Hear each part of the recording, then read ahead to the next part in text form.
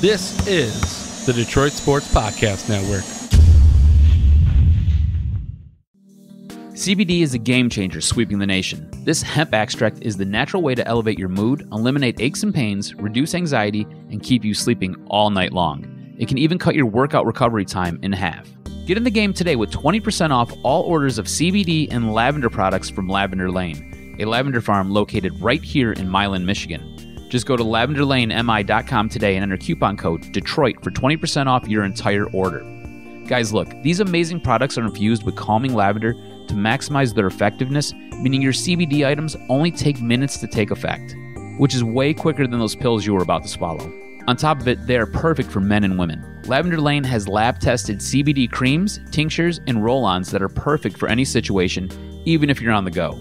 Put your health back in your hands by heading over to lavenderlanemi.com and entering coupon code DETROIT for 20% off your entire order of CBD and lavender products. What do you have to lose? Your satisfaction is guaranteed or your money back.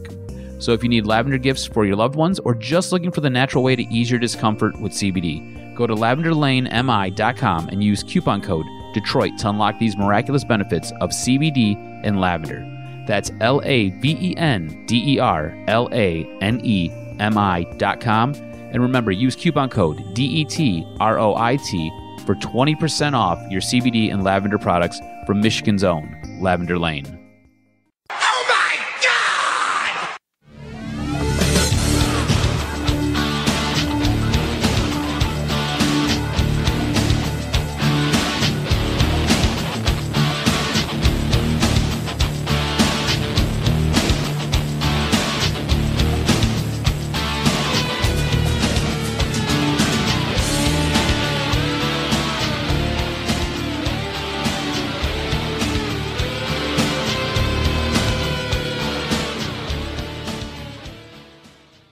Welcome in, everybody, to another DocNJock Wrestling Podcast. This is episode 108. I'm your host, Adam the Jock Strozinski.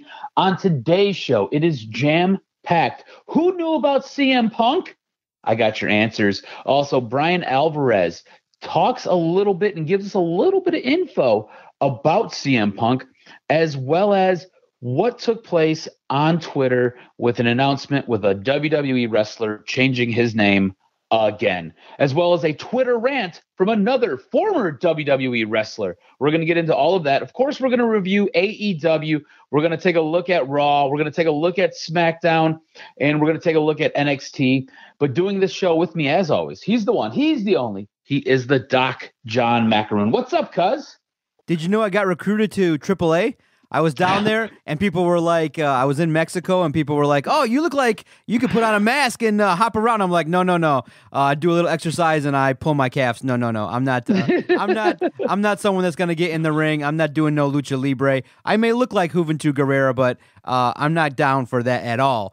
So it was a good time, man, a good trip, like I said on Doc and Jock. But I did definitely see signs for AAA. It was really cool to see the masked individuals and things like that. And it might be interesting one day to actually check out a wrestling show in Mexico with the Lucha Libres. It definitely is a vibe. You've seen the videos with the Lucha Brothers down there, and when the Young Bucks go down there, it seems like a good time, definitely for sure. Absolutely, man. AAA does a great job. They're a great promotion, honestly. But yes, you're right. The Lucha Brothers, when the Hardy Boys were in Impact, and they were bouncing around from promotion to promotion on their quest for gold, they stopped in and they wrestled in AAA, and I think they wrestled the Lucha Brothers, and it was fantastic. It really was. It was outstanding. How was your trip? How's the suntan? Did you get a lot of sun? I mean, you were in sunny Cancun. Yes, I got a lot of sun. I look definitely tan. I'm refreshed. It was great to see the sun, great to see soft beaches, because when I've gone to Florida, the beaches are okay, but the sand is a little choppy with all the shells and the seaweed and stuff like that. The beach in Mexico was amazing. You could just hang out and almost fell asleep a couple times. It was great. A lot of tequila, a lot of laying around a pool, really a lot of doing nothing. And it was really tough because, I'm a busy guy, and to unwind a little bit, I'm like, okay, let's just do the vacation thing and enjoy it as much as humanly possible. And I did. It was kind of nice to detach from the world a little bit, just to wake up, eat, hang out by a pool, and to do that for 3-4 days in a row was really nice. But I missed things. I missed hanging out, podcasting, checking in on Detroit sports, and I missed a lot of the stuff. But definitely 3-4 days at a time away from the kids. 3 days probably max for me. I definitely missed the girls a whole heck of a lot. I missed podcasting. I missed a lot of wrestling shows. There was a lot of good content, too. Some good stuff was going on, especially with the world of what's going on in WWE with storylines. There was so much to get to, so I'm excited to talk about SmackDown and AEW and the pay-per-view. Oh, I can't wait to kick this off. What'd you make of SmackDown? I thought it was overall a decent show, but I just thought that, some of the storylines, just when you look at it, I guess the best way I can describe it is, if you're a wrestling fan, you're into it, but some of the storylines involving the baby faces just don't really get you involved. You just look at it and you go, okay, it's good, it's solid, but then when you compare it to other promotions, those angles are hot. And, just for example, you have Tyson Fury and he was feuding with Braun Strowman just a couple weeks ago. Now they're a tag team? It's like, no, they could have continued the feud and things like that, but at the end of the day, I enjoyed it. I thought that the New Day beating the Revival was a great thing because you can interject the New Day now into Survivor Series. And look, Kofi Kingston deserves to have a belt around his waist for all the work that he's done. So while it's not fresh, I still thought the New Day winning was cool. Yeah, I like the New Day winning. It didn't really surprise me. I thought this was probably the right call. I don't know really what the Revival's longevity in WWE is. So that being said, putting it on the New Day, who are a great draw, and they can do a ton, especially with Survivor Series coming up and being around the corner. I think this is a fantastic move because it really does make that tag team match that much more interesting. You're right. The Tyson Fury, Braun Strowman segment, I don't get it. It makes no sense to me. The B team coming down and getting destroyed really makes them look worthless. I don't like that. I don't get that. I do feel like overall Raw or overall SmackDown was a little bit lackluster. I feel like it had a couple moments where it was really, really good, and then I felt like the rest of the show was just background noise. Hey, look, Roman Reigns and Baron Corbin, I thought they had a solid match, right? That was your main event. And I think we're seeing some things out of Baron Corbin, which is really, really nice. All that being said, I don't understand why you have Bobby Roode and Dolph Ziggler interjecting themselves in this match. Not unless we're building a new faction. And if that's what we're doing, fine, fantastic. I love it. Let's do it. But you can't do this 1 week and then the next week give me something else. Do you know what I'm saying? It seems like sometimes the creative with WWE is a little bit hot and cold. I don't mind Roman Reigns losing. I think that's fantastic. He needs to put guys over. He put Baron Corbin over, but Baron Corbin got a huge assist from Bobby Roode and Dolph Ziggler, and I just don't know where we're going with that. And that's where I usually get frustrated with WWE, and I get frustrated with a show like SmackDown. It just has me scratching my head because I'm like, what are we doing? Where are we going? I'm not really sure here. And it makes me say, let's take a quick preview of what we're going to be looking at for tonight's Friday Night SmackDown. We're going to have Daniel Bryan taking on the Universal Champion, The Fiend Bray Wyatt. Roman Reigns and Baron Corbin are going to do it again. The SmackDown Tag Team Champions are rumored to take on the Revival in a rematch. Plus, we're going to see Bayley, probably her versus Nikki Cross. Braun Strowman and Tyson Fury should be on the show. Sasha Banks and Nakamura should be on the show with Sami Zayn. What storyline kind of has you most interested or is going to force you to tune in to watch this Friday night? Well, whenever Sami Zayn, maybe if he cuts a promo, definitely be interesting. Nakamura always, when he's out there, definitely the match between The Fiend and Daniel Bryan, no doubt about it. And I like what they've been doing with Bayley. I think that her heel character can develop and to see what she's able to do as well. I like those angles. The middle of the road stuff, the tag team stuff, yeah, I'm kind of with you, not exactly down for the cause and things like that. It seems like it's kind of, extending out angles by having a bunch of repeat matches. I don't really want to see Corbin and Reigns again. I think that Reigns probably needs to kind of find another angle where people can be invested in it and maybe give him some, I don't know, maybe Roman Reigns and Nakamura can revisit a feud and things like that. Maybe have Reigns in the title picture. But I just think that there's so much out there And like you said, it's just kind of right now with WWE, there's just so much that I'm kind of paying attention a little bit more towards Raw and NXT, to be honest. I gotcha. I think out of everything that we just kind of ran through for the preview for tonight's episode, I think Daniel Bryan versus The Fiend is probably most interesting. I do want to see where that storyline goes. I don't necessarily need to see Roman Reigns versus Baron Corbin again, but I'm going to get it, and I will probably watch because it was a solid match last week. Otherwise, Bayley's character holds a lot of interest because I like the turn. I like where she's going. I like that she is destroying people. I think it's fantastic. But really and truly, like you said, it's a lot of the middle of the road stuff that gets you lost when you watch these programs. It's a lot of the middle of the road stuff that's really, really frustrating. So the main event and some of the ancillary stuff is really what I'm going to be honing in on. Let's transition over to Monday Night Raw. So we kicked off Raw with the ladies getting quite a bit of the spotlight. Not just one, not just two, but 6 of the ladies in one match as Becky Lynch and Charlotte Flair took on the Kabuki Warriors when Shayna Baszler came down for a closer look on the action. She was studying Becky Lynch as they're preparing for Survivor Series. Now, her coming down to the ring distracted Becky Lynch so Asuka could roll her up, the dreaded roll-up, your favorite finishing move.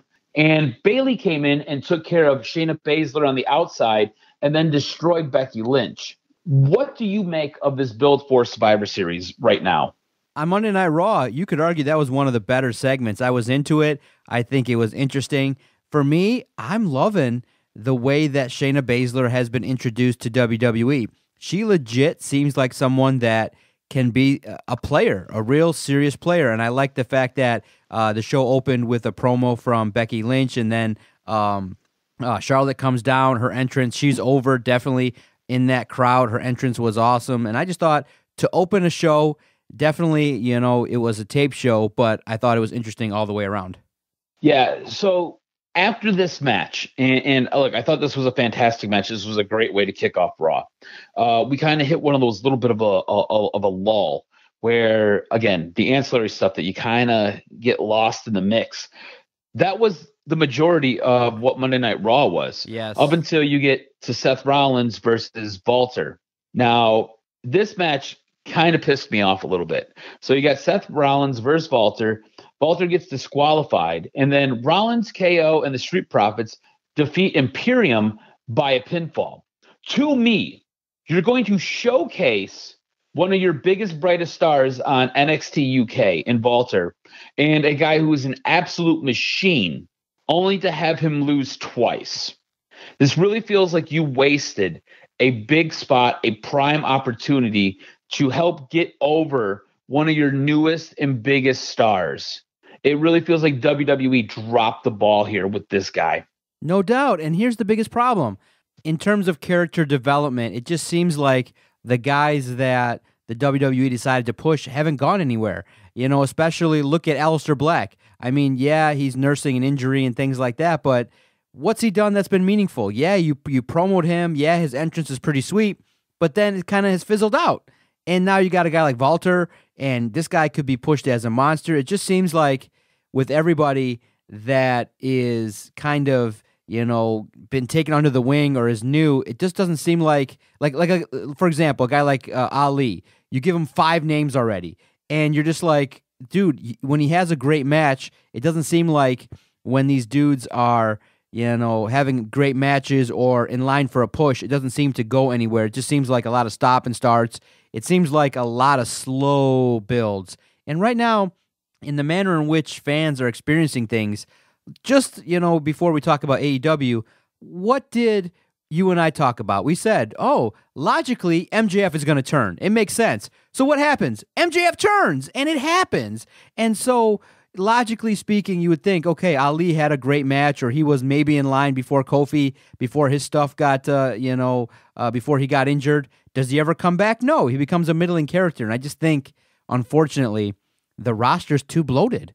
On those 3 shows, you still, with 5 hours of TV, don't have enough time, and you're not using, the creative process in the right way to get as many people over as possible. You have a bunch of, and unfortunately, that's the plan. That's what they're intentionally doing. They don't want too many Becky Lynches. They want one, one Daniel Bryan, one Roman Reigns, and the rest, they just want middle-of-the-road guys, and that's why you're starting to hear more of guys that are just fed up and want to leave. So in the WWE right now, it's decent, but based on the talent that they have, the roster that you see, it's just not good enough to keep people's attention beyond the hardcore fans, in my mind. I just think, look, you have an angle that people are crapping on, and not one, but 2 times on Monday Night Raw, you had to post-edit because the fans crapped all over Lana and Rusev and, Bobby Lashley, and then Seth Rollins is booed out of the building. And yet, in the post-production, they're getting cheered. The fans, even internationally, understand that you have terrible angles that are being run, and the fans aren't happy. So, for me personally, I don't like that. If the fans don't like it, air it. What's the big deal? Yep. If the fans are not happy, that should be a signal to everybody that maybe we should move away from it. But I don't know if you're seeing it, but, online via social media platforms, I guess what they're saying is that the Lana angle is getting like 10 million views on YouTube when they replay it, so they're sticking with it. But live, online, on Twitter, everybody hates it. Everybody hates the Lana angle. And on Monday, it sunk to new lows, man. That was trash. I look at that angle and I go, you know what? I don't even know if they're running it so it's like a train wreck where they're like, you know what? It's so craptastic. Let's just run it and see it. And Vince is probably like, you know what? This is some hot garbage, but we're running it, so let's see it. How can you run that angle when everybody hates it and still stick with it? It's really unfortunate for Rusev and Bobby Lashley. You could have just had basically, you could have had a I'm tougher than you feud, and I think it would have been interesting than injecting Lana in it. I think those two guys could put on a great feud just on their own. Like, hey, I'm better than you. Two guys that just want to, showcase their egos could be written better than injecting Lana in a cheating storyline when everybody in their mama knows that Lana's married to Rusev. It's stupid. Yeah, dude, I agree with you 110%. I hate this angle. I don't understand why WWE goes through the painstaking efforts of editing out the boos. Leave the boos in there. Look, you're in the UK, right? So Walter comes out. He's from that area. He's a huge draw for that area. Seth Rollins is of course going to get booed. He's not prime time there. He's not a I don't want to say he's not a household name, but he's not essentially the UK champ or the UK version of what they want to root for.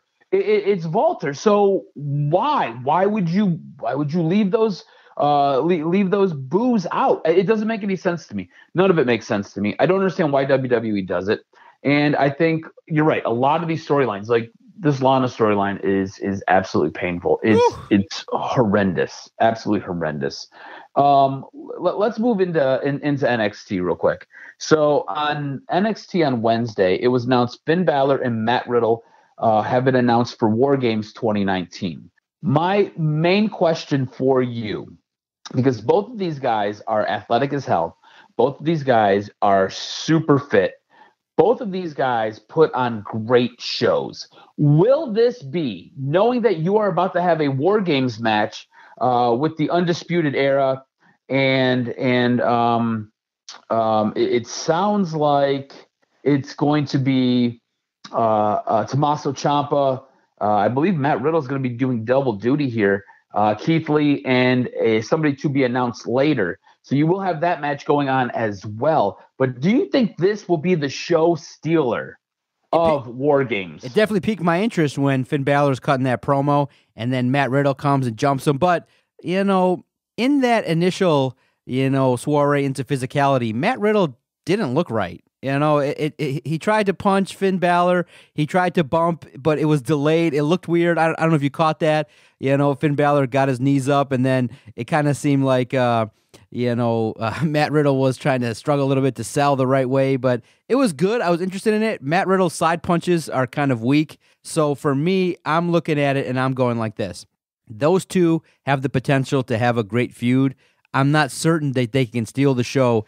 Anytime Adam Cole's on a show, I'm definitely watching because the dude can flat out wrestle, and he's impressive. So I think they're going to have a good match, I'm not certain that the Finn Balor and Matt Riddle styles will put together a show-stealing, top-of-the-line match, in my mind.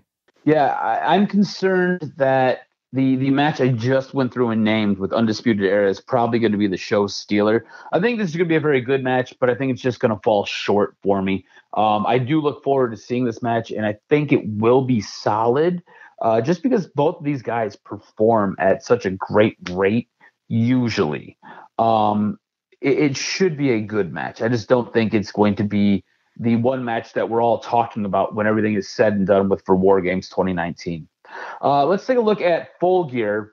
That took place on Saturday night. I watched the entire thing. I thought it was fantastic. Britt Baker ends up defeating B. Priestley, easy for me to say, by submission in what was a very solid match to kick off the show on the undercard. Proud and Powerful, which I don't really like their name. It doesn't do it for me. Santana and Ortiz, they end up defeating the Young Bucks in a good match. It really felt like it could have been a much better match. The in-ring action at times felt sloppy to me. This didn't get extremely high marks for me, especially since I anticipated a fantastic match here. I thought it was good. I thought it could have been better. Hangman Page defeated Pac in an outstanding match. This match was great from start to finish. Shawn Spears defeated Joey Janela in an okay match. Now, this match right here was probably the most disappointing for me. SCU ends up defeating the Lucha Brothers and Private Party in a match that I had huge expectations for. It felt sloppy, it felt overly scripted, and it didn't feel fluid. I was in our group chat and I was messaging with the guys, and I said that a couple different times during this match. The highlight of this match, though, was Christopher Daniels showing up looking like Pentagon Jr., and he got a nice little pop, and he took out Pentagon, and then he took out Rey Fenix. So basically, SCU and the Lucha Brothers business is not done yet, which I like. I think that's great. I think that's a smart way to go. Probably two of the best tag teams in AEW right now. I just expected so much more for this match, and I just didn't get it. Ryu defeated Sakura in a solid match. And then we got to the main events. And I say main events because the Jericho-Cody Rhodes match was a main event, and the Jon Moxley-Kenny Omega match was a main event. Jericho ended up defeating a bloody Cody Rhodes via a referee stoppage. Now, this match was very interesting because Cody ended up busting his face open on the elevated ramp. He went for a I don't know what he went for, but he jumped over the top ropes and he totally missed and landed on his forehead. Needed 8 stitches to close up this gaping wound in his head. We ended up getting this referee stoppage after MJF threw in a towel to stop the fight. Now, when this took place, I think all of us were like, okay, what's going on here? Is this the right move, for one? 2, are we going to get our heel turn that Putty predicted it, I predicted it, me and you discussed it, and we anticipated it. So there was a lot of pins and needles right here at this exact moment. MJF does turn heel, ends up taking out Cody Rhodes. I believe this was perfectly timed and perfectly executed. What did you think? I thought it was well written, very creative. By not having Cody lose officially, by having MJF throw in the towel, that plays up the, oh, why'd he do it? And then the guilt that he kind of felt before he turned. And then when he did it, it was awesome. It was like, okay, you got the payoff. It was cool. It was like, oh, wow, now you have a feud potentially that can go on for maybe even the entire year 2020. It's going to be fascinating. The betrayal angle, the way in which MJF did it, and then, you're wondering, okay, what does this mean now? What kind of heel is he going to be? Is he going to join the Inner Circle? What does this mean? At the pay-per-view, that match was decent, and I like the fact that they incorporated Cody's mom in the mix. She's slapping Jericho and shit like that. So I thought the match was quality, and man, I knew Cody was good, but in terms of what that guy can do in terms of eliciting emotions and ring psychology, I'm not certain, or I don't even think in my mind there's anybody even better. He can make you feel certain feelings and get you invested in a match probably better than any in-ring performer probably in the last decade, man. Cody's the shit. And I wonder how they're going to play it up, because it's going to be awesome. Maybe a year from now, 2 years from now, he's going to have the AEW title. He has to have it. I think when he gets it, whenever it may be, and I think that's good to play it up, a year, 2 years, maybe even 3 years into AEW. When he wins it, I think you might hear the loudest pop you've heard in probably 20 years. I think people will be definitely emotional. It'll be a moment in time forever when Cody wins it, and they got to do it right. And I'm glad. I kind of had an inclination that maybe he was going to take it down against Jericho right then and there, but to have that gash and to have him lose and have the ultimate betrayal, I thought was epic story writing, and I can't wait. And it builds the anticipation maybe in a couple years from now when Cody actually wins that belt for the first time. It'll mean something, and I hope he gets to do it with AEW. No, I think you're absolutely right. I think WWE missed the boat on this guy.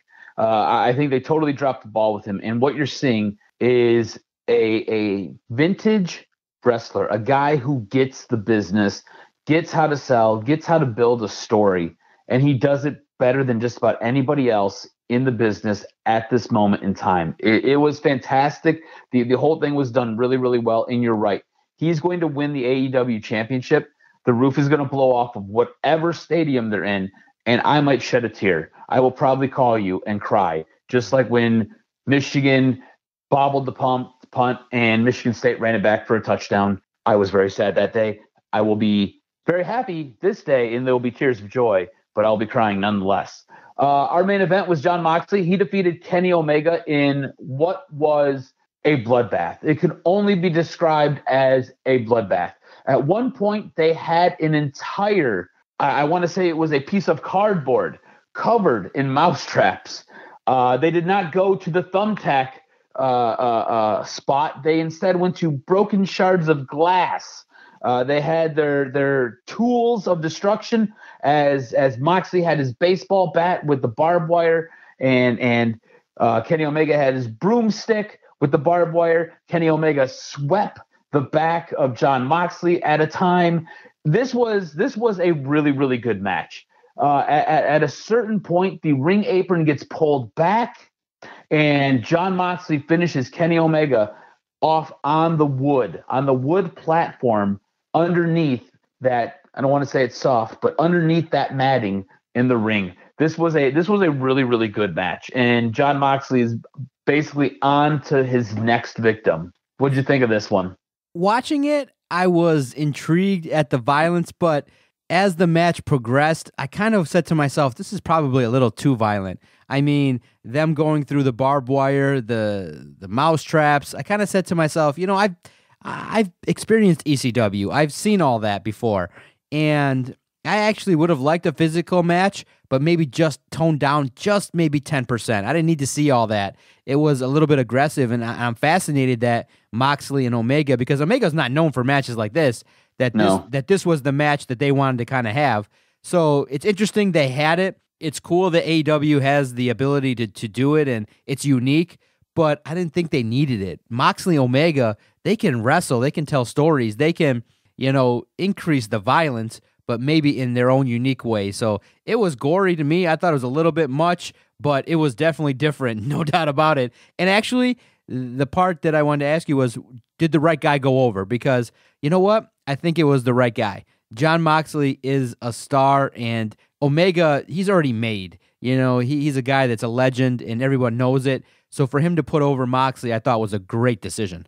Yeah, I think so too. I think Jon Moxley probably needed that win more than Kenny Omega did. Yes. I am intrigued to see how what's next for Kenny. What's in store for him? Where does he go after this?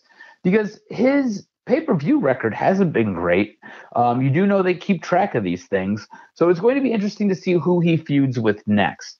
However, Jon Moxley's next match, we're going to get to it in a little bit. Absolutely fantastic, and I can't wait for it. Overall, I thought this was a very enjoyable pay-per-view. I thought it was very solid. Like I said, my biggest disappointment was the SCU, Lucha Brothers, and Private Party match, just because I felt like it wasn't very fluid and it was a little bit sloppy and overly scripted. But overall, I thought it was a fantastic pay-per-view. Are you in the same boat? I like that they're doing quarterly pay-per-views. It was well worth it. I thought it was great. Good job, AEW. And that led into what everyone thought and wondered. Okay, Now you had the pay-per-view. What does it mean for AEW Dynamite? Dynamite was awesome. I loved it. Whenever you have Chris Jericho, MJF doing their thing, it went a little long, but they just showed that, wow, MJF is almost on the level of Chris Jericho, and you don't see young guys under 30 that can grab a microphone, be quick-witted, grab your attention, and can hang with Chris Jericho. And, Chris Jericho, whenever you give that man a microphone, he makes you want to listen. And so that promo alone, I thought, was unbelievable. It was great. It was a good time. And I like to see, I love the debut of the new guy. I thought that was great. And obviously he's aligned with MJF. And I thought, wow, this guy, I was like, who's this? Oh, it's the guy from all the promos. And to see Cody Rhodes hanging over the rope there, getting attacked by MJF, I thought was pretty sweet. Yeah, the whole Chris Jericho, MJF, Cody Rhodes situation was absolutely fantastic. It really was a nice highlight. It was a great moment for AEW Dynamite. I thought it was really, really good. AEW Dynamite started off a little bit slow for me this week, but I thought it really picked up with a fatal four-way where Darby Allin was the winner. Now, this goes back to Jon Moxley coming out and basically asking who's next, who's my next victim. Well, Darby Allin has answered that call, and I think this is going to be a fantastic build and a fantastic set of matches. I'm excited for Darby Allin, Jon Moxley. I'm excited for Cody and MJF. I can't wait to see what happens here. We did get a fantastic main event, and I'm not sure how you felt about this as Chris Jericho takes his first loss in AEW. SCU challenges Chris Jericho and Sammy Guevara. Scorpio Sky ended up pinning Chris Jericho. Chris Jericho suffers his first major loss in the promotion basically after a year. After a year in, he takes his first L. I think that is great storytelling. That is great building. This is your champion. You protected him. He takes his first loss. It's in a match where there's no belt really on the line for him. If he could have won, they would be tag team champions, but he doesn't lose anything by taking this loss. Also, I think it makes SCU look a little bit better. They might be. I think we both agree that the Lucha Brothers are probably the most entertaining tag team, but SCU might be the best tag team in AEW. And it's beautiful storytelling because SCU can get the rub from Jericho because Jericho's name means something, and to do it that way, absolutely perfect. And that's what AEW is bringing to the table is, you know what? Yeah, Jericho can't, win forever, so he's going to take a loss. He's going to take, some beatings, and he's going to, have to put over some people. But in the context of a tag match, it was great. I love the match. I thought the 2 hours of AEW Dynamite was great. It was a great way now to build the next set of pay-per-views. And the reason why I like the quarterly pay-per-views is it gives time for angles to breathe. You don't have to just go right to the next angle. And that's what WWE's suffering from is they don't have to eliminate, because it's a business, they don't have to eliminate 5 pay-per-views, but they just got to eliminate 2. Just to, give a month or two in between, so to give some angles some time to breathe and develop. With quarterly pay-per-views, now we're going to have a nice build-up with Moxley and Darby Allin, whatever happens with Hangman Page, now with Pride and Powerful and the Young Bucks. It's going to be great. Yeah, and you said it. Pride and Powerful is stupid. They should have stuck with Santana and Ortiz. It's a great name. Yeah. Santana and Ortiz, Pride and Powerful was stupid. But you know what I like, overall? And I can't wait to see how the character, flushes out.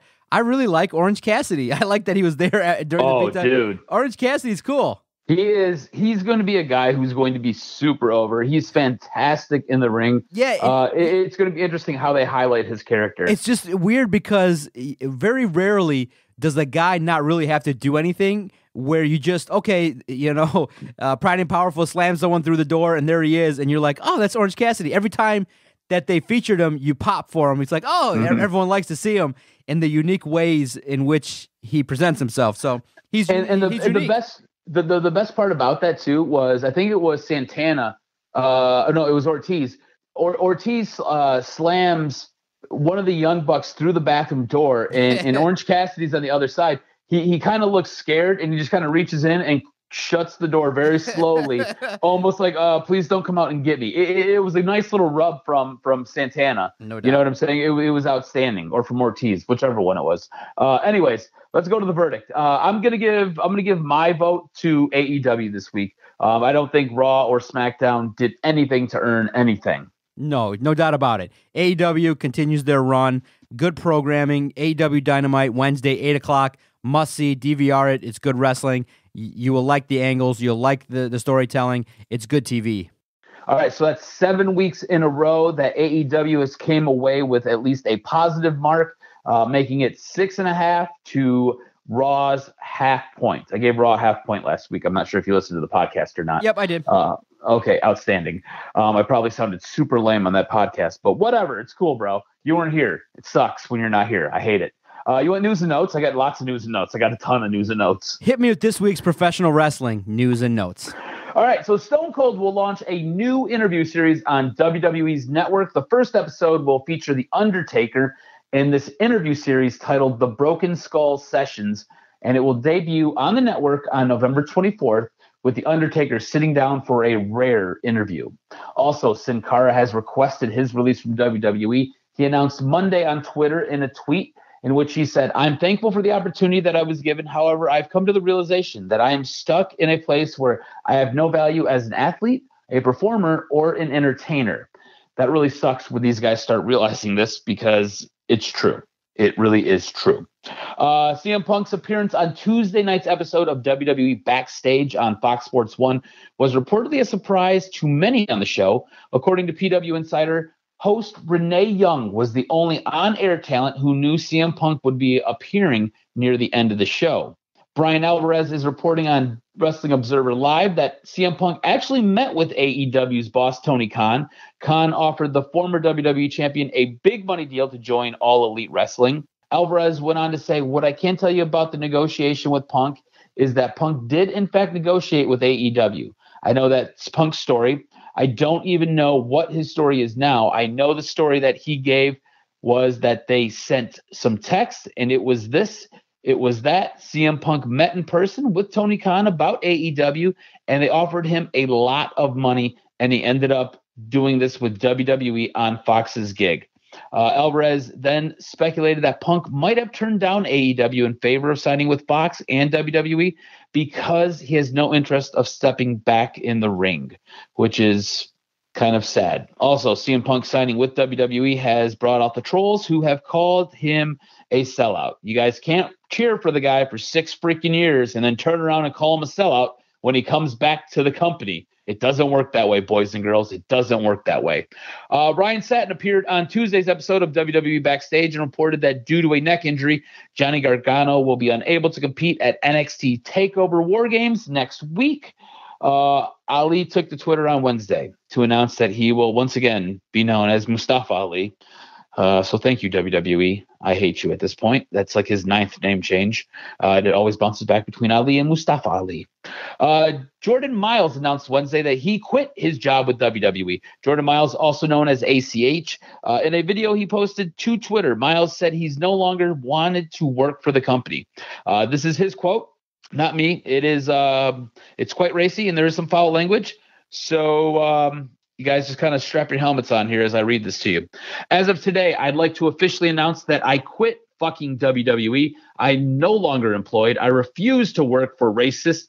I fucking quit. Fuck them. I hate that fucking company and everything they fucking stand for. He's quite upset, can you tell?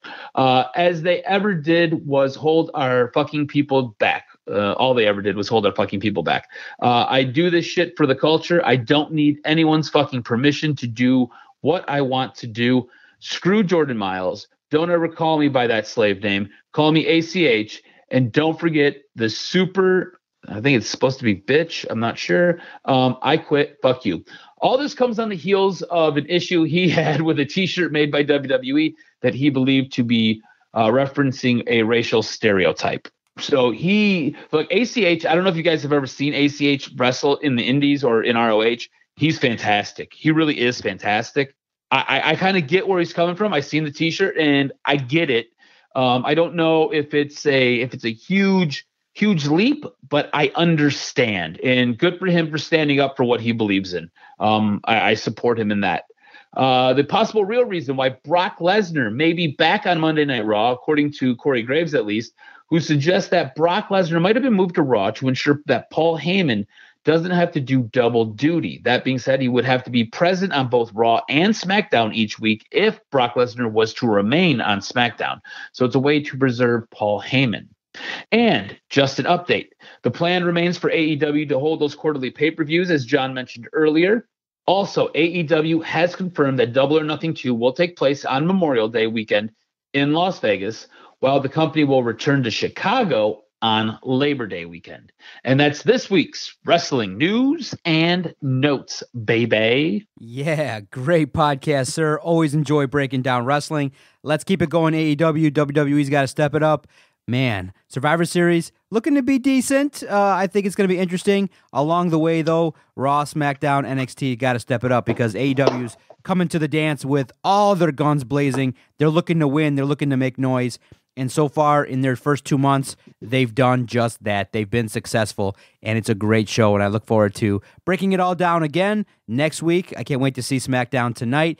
Thanks, everyone, for supporting our project. If you agree or disagree with anything that we've said, head on over to the Flick Chat application. Anywhere that you find and download apps, download Flick Chat. It's where you can go and interact and download, and it's a large group chat application. It's Detroit Sports' newest headquarters. During wrestling shows, during pay-per-views, Adam, myself, Putty, great friend of the podcast, Javier, he breaks it all down. He's even there going to the events. Flick Chat's great. You can talk to other wrestling fans via the group chat application. Really easy to use and very friendly. Flick Chat is a great sponsor of the network. You can even listen and find your favorite podcast on that very same platform. Flick Chat, real easy. Detroit Sports' newest headquarters, easy to join, and your place to chat with other Detroit sports fans. And definitely support those who support us. If you're a fan of professional wrestling and you want some inside knowledge, check out and download the Wrestling Perspective podcast hosted by Eli Drake and Dennis Farrell. They do a great job. Eli Drake is a superstar that's performing now on NWA Power, and it's a great inside look at what's going on in the world of wrestling. Not only what's going on in NWA, but what's going on across the different promotions. And it's a real good weekly podcast hosted by Dennis Farrell and Eli Drake.